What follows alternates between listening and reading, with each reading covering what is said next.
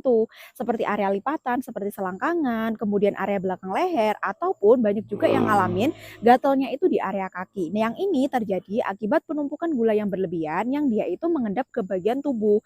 Yang ini mengakibatkan akhirnya tubuh itu meresponnya dengan gatal karena syarafnya ini terganggu akibat penumpukan gula yang terlampau tinggi. Nah, dari situ akhirnya ketika dicek ibu aku punya diabetes dengan gula darah 400, ternyata tanpa disadari banyak gejala-gejala yang dirasakan ibu aku yang selama ini tuh disepelekan seperti gampang haus, gampang lapar, kemudian berat badan turun drastis. Dan ada satu lagi gejala di malam hari beliau itu sering banget ngalamin yang namanya kakinya itu sering banget kram, kebas, kesemutan, bahkan kakinya itu sering seperti disayat-sayat dan seperti ditusuk-tusuk jarum.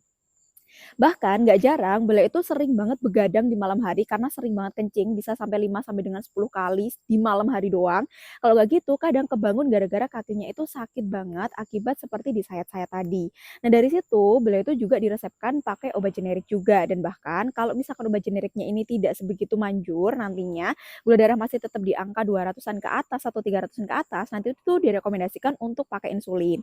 Cuma ibu aku akhirnya cuma pakai obat generiknya dan bener-bener ikhtiar gimana caranya biar nggak sampai harus pakai insulin. Nah, dari situ akhirnya beliau pun selain yang namanya konsumsi obat generik, beliau juga jaga pola makan, olahraga teratur, terus habis itu bener-bener pola tidurnya itu bener-bener dijaga, stresnya dijaga, sampai akhirnya gula darah beliau itu masih mentok di angka 280. Nah, di situ beliau cari alternatif. Pada waktu itu direkomendasikan oleh saudara untuk pakai detoksifikasi vitamin Cina.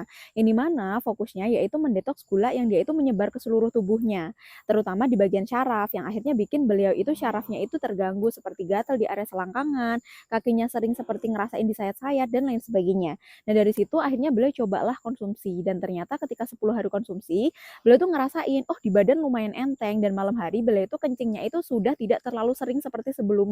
Bahkan kakinya itu sudah tidak terlalu nyeri yang terlalu berlebihan. Akhirnya beliau lanjut konsumsi dan akhirnya di bulan pertama ketika beliau kontrol lagi ke dokter, ternyata gula darah beliau itu lumayan turun, yang tadinya mentok di angka 280 itu bisa di angka 230. Dan bulan kedua ketika kontrol lagi, gula darahnya itu bisa di angka 180-an. Dan di bulan ketiga ternyata bisa turun lagi di angka 150.